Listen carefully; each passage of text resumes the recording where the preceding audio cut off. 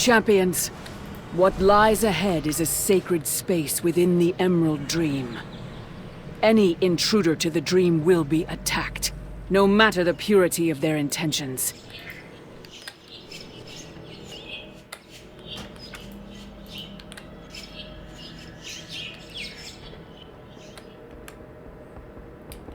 So welcome to Wing 3 of Amirdrassil LFR.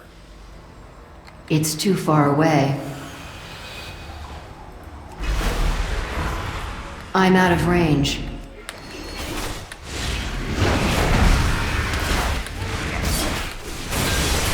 I need to get closer. Whereas the previous wing was focused on the Fireland and their forces, this wing focuses more so on the Dream forces. Now, it's worth noting, this is kind of the... How do I put this? These are not exactly enemies or hostile. They're just misperceiving us as if we are intruders or invaders of the Dream, when in fact we're here to help, but they don't realize that. And we can't exactly say, whoa, hold on, we're on your side, we're here to help. Because apparently that's just, you know... It's like in Mortal Kombat, you can't just talk things out, you have to fight! Because then it's not exactly a fighting game now, is it? It's like, you can't talk things out in Mortal Kombat, you have to fight! And I guess that's kind of the situation here. It's like, we can't just talk this out. We have raid bosses to kill. Or knock unconscious, as it were. Since that's what's basically going to happen in this next encounter, which is a council fight. It's literally called Council of Dreams. The Council of Dreams are steadfast in their duties as defenders. Pip employs lethal trickery to confound his victims, while Urtos desecrates these halls. Mortals. Well, it gives us no pleasure. Your transgression must be punished.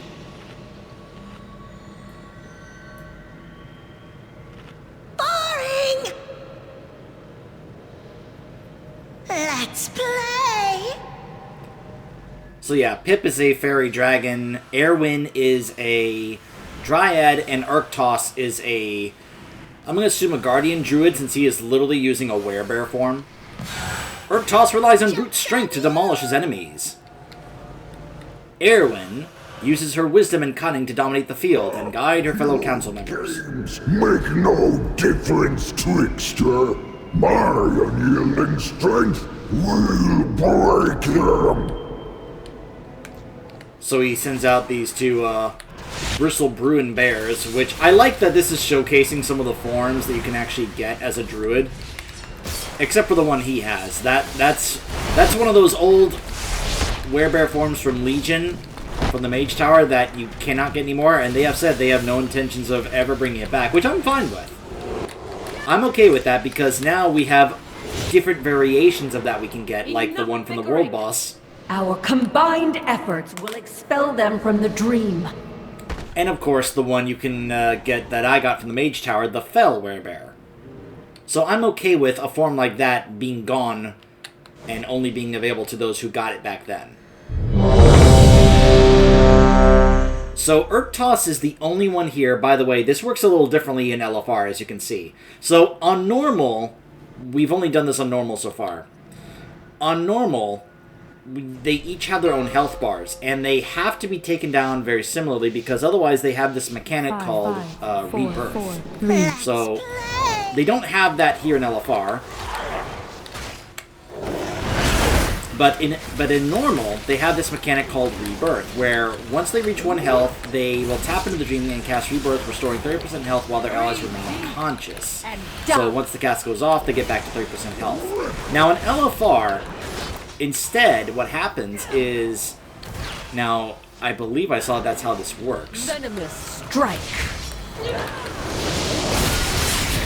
So let me just clarify here. So yeah, so there's Rebirth here, as you can see. Now in LFR, it's instead changed to Dream Team, where it's 100% of the damage taken by Urtos, Pip, or Erwin is additionally dealt to the others. So we just focus down one of them and they all take damage.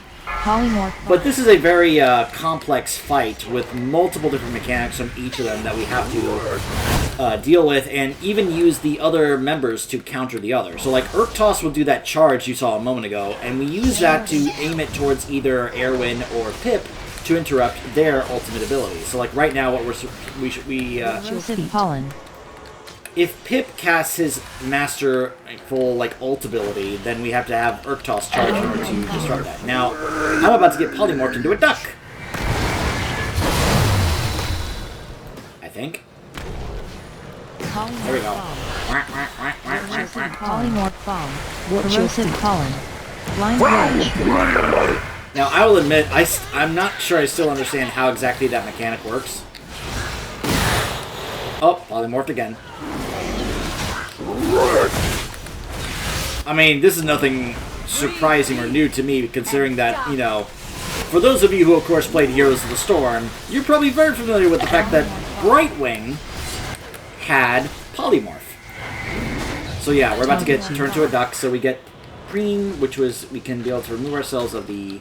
So we run over the flowers here, and I guess we... Boom! Although it looks like it doesn't remove them. So again, I'm still a tad bit confused on how these work. But yeah, this fight looks like it's a breeze on LFR, because they're just melting. And they're not going to have this rebirth mechanic. So yeah, this is going to be just a very easy boss to do here. As long as you don't let some of the mechanics just outright wipe the group, which they kind of don't because of the way that they work as a council fight.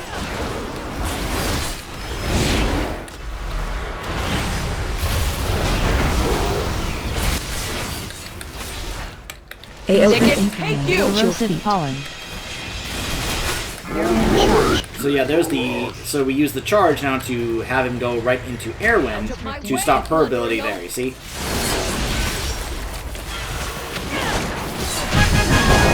Just a little glimpse into how this fight works on the higher difficulties.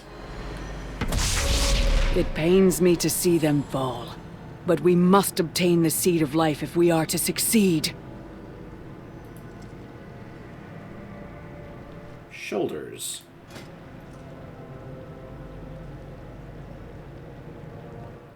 I've got basically the same, because they're both veteran. So it's not really worth, so I'll pass on that. And that's a tank trinket. I could roll on it, but it's only for tanks. It's not bad, though. I wouldn't mind trying to get that on some of my other tank characters when I take them in LFR here. Which right now I would say it would be my Druid, Death Knight, and Paladin. I don't really have any intentions of tanking on this Demon Hunter. I have another Demon Hunter I could tank with, but that other one is nowhere near as geared as this one is. The Guardian of the Seed will never relent. So I'll just go ahead and die to keep you from pass on it. that. Now there is something in here that I would not mind getting, because this next boss... Now, I thought this boss's name was pronounced, like, Nimu or Naimu. Then I heard and was told that it's actually pronounced Nimue. Sure, whatever. You are within the verdant matrix. A series of gossamer threads that ordered the dream. So delicate. Man. Collapse the entire structure.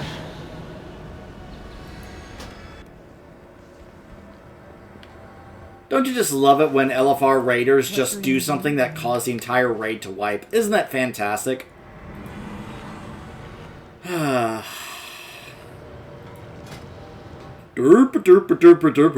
What happened? That's how it feels sometimes in LFR when you see people do stuff like that. Nimue was placed in this verdant realm when Aonar and Freya shaped the dream. In Wellspring Temple, they enforce and protect the ordering of the Emerald Dream, weaving its wilderness into complex patterns.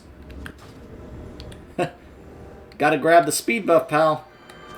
So by the way, in case you're wondering, you can see here on the bottom right there, they are not dead, they are unconscious. It says right there, unconscious. So we did not kill them, we just simply knocked them out. So they're just taking a nice little nap. They'll be fine. But yes, this is the, we joke that this is the Ghostbusters boss. This is the Don't Cross the Streams boss. Because that's kind of what it is. So there are lines on the ground, which if things cross the lines, they will basically cause a ton of damage that wipes the raid. So yeah, don't cross the streams, don't cross the lines, yeah. So that's what happened there, that's why we wiped. So because we actually had that ad step on a line and it wiped us. So yeah. So hopefully they understand that now. Hopefully everybody in this group has gotten a little bit of a wake-up call and like, oh, okay. Now what's funny is that even though we wiped there, because we wiped to the trash and not the boss, we didn't get a stack of determination. Now, I find that amusing. It's like, oh yeah, if you wipe to bosses, yeah, we'll give you determination stacks. But trash? No, no, no. We're not going to make it that easy for you. Also, why is this guy still not releasing? It's like, dude, where are you? Why have you not released?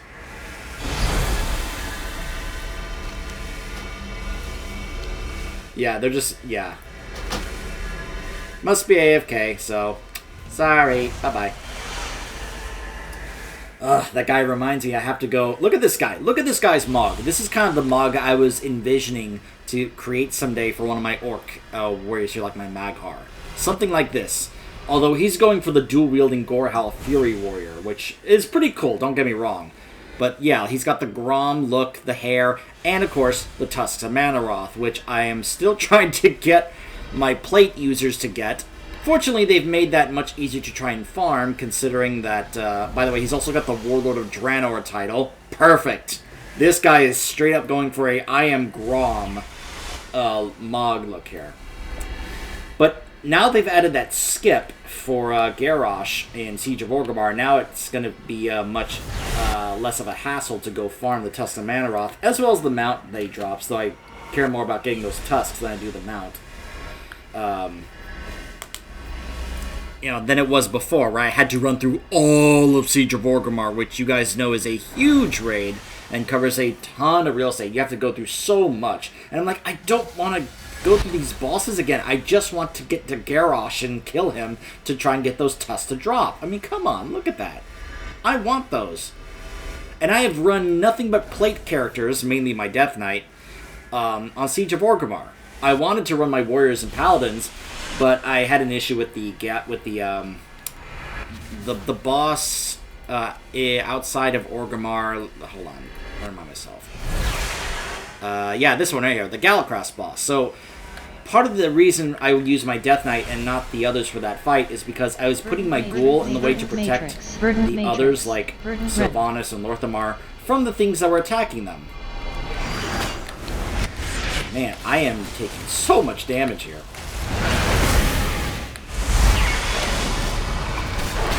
By the way, in case you're wondering, like we had a very busy week this past week of doing Mythic Plus, so I had a very full vault when it came to my Demon Hunter here. Unfortunately, I didn't get that many great options. Some options I really wanted or was hoping for, nope. But what I did get was this 480 chess piece, which I was able to, because there's another charge in the Catalyst this week, I was able to turn into a tier piece. So now I have 3 tier pieces. So hopefully when we kill Farrak again tomorrow, I will be eligible to get the Curio to get my 4th tier piece. So yeah, so I'm now up to 462 item level. So pretty happy about that. So yeah, this fight. So yeah, the lines here you can see on the platform. This is part of, like, you know, the way the fight works, along with when the ads spawn at the edge of the room. You gotta make sure they don't step on the lines, otherwise we wipe. We gotta make sure that, yeah, that also we deal with some of the mechanics. Now, there are some other mechanics out here that more so like other ranged players would do, like there's flowers that sprout that we have to get rid of, otherwise they do a lot more damage to us. Usually ranged players will take care of that. I say that as a melee DPS, and that's usually not one of my things I deal with. When it comes to this fight, it's kind of straightforward, where it's like up here, I'm going to be you know, attacking the boss, avoiding these. She sends out like these lines that can stun you for like 3 to 4 seconds. So like I just have to try and avoid those while continuing to DPS the boss, and trying to also like I guess avoid being on lines and such. But it's more so other players that are going to be handling that stuff as opposed to myself. Like that's not really something that the melee DPS is going to be doing. So and we are just getting a ton of AFK people in this. And then there's like, yep, all right, let's go ahead and kick that person. They're AFK. Let's go. Keep in mind, this is the first day this wing is open, so I imagine a ton of people are queuing for this. Now, what I'm also hoping for this boss here, this boss actually drops what is considered one of my best BIS, best in slot, for those who don't know what that means, neck pieces. This right here. The Amulet of Aonar's Chosen, which has a ton of critical strike and some haste. That is, according to Wowhead, one of my best in slot neck pieces. So, I still have my 447 Elemental Lariat, but I would like to be able to get this so I can upgrade it. Plus, there's a thing I found out where once I have a 450 piece in every slot, I will be able to then have the option to trade like a whole bunch of my Whelpling Crests for some Drake Crests, which would be really nice. So, anyways.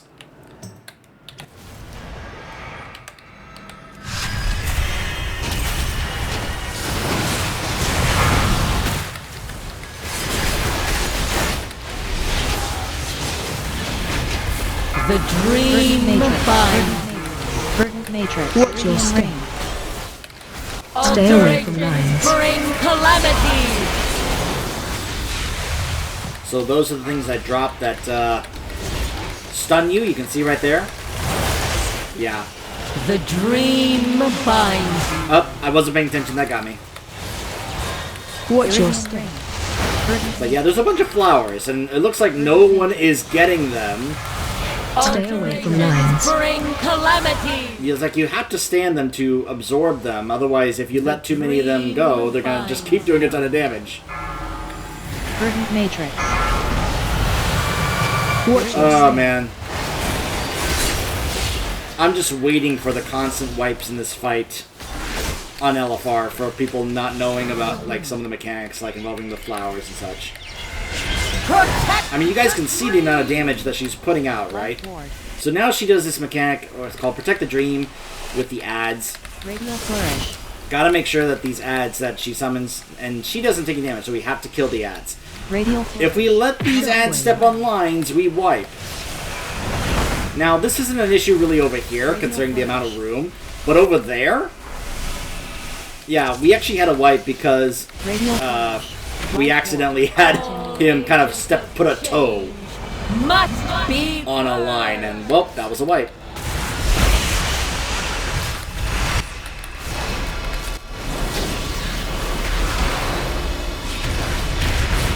So, if there's one thing I'm hoping to get from this boss right now, it's that this neck piece. Now, I will probably have I'm gonna have another shot to actually get this tomorrow, but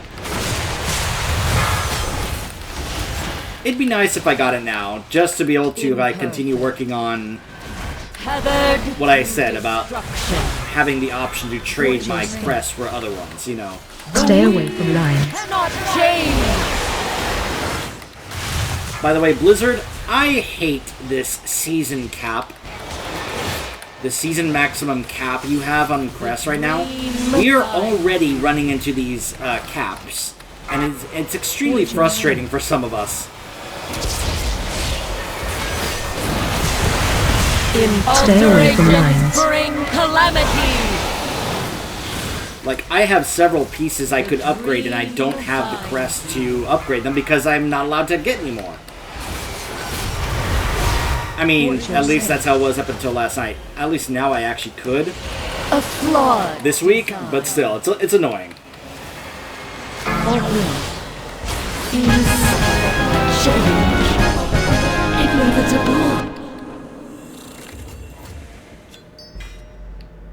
A grievous Alright, she sacrifice, didn't drop the neck. but one we shall not waste.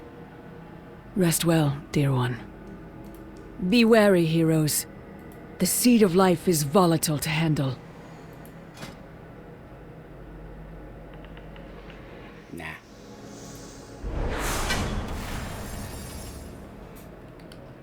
Well, grats to those. Now, apparently Nimue we did actually kill, because you can see that she's labeled as a corpse, so...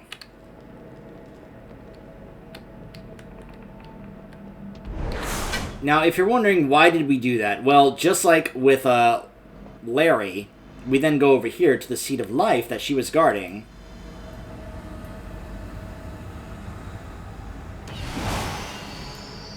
And we use that... This Seed of Life, we are one step closer to stopping Farak.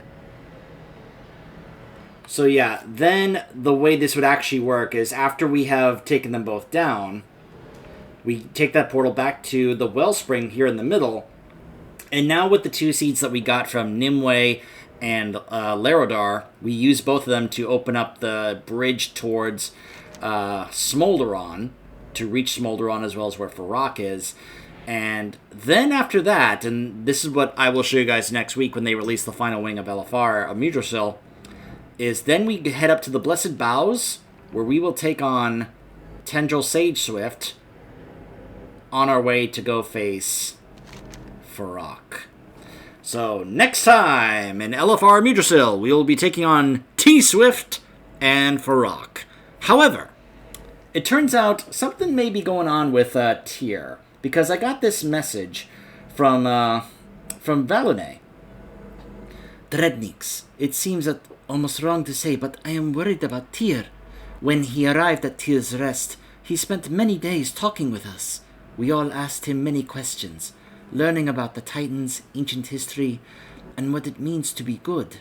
But recently, Tyr has been speaking less, and the answers... Gosh, stop moving. And the answers he does give are shorter, and some have an edge to them. I'm not sure what's wrong, but something is different.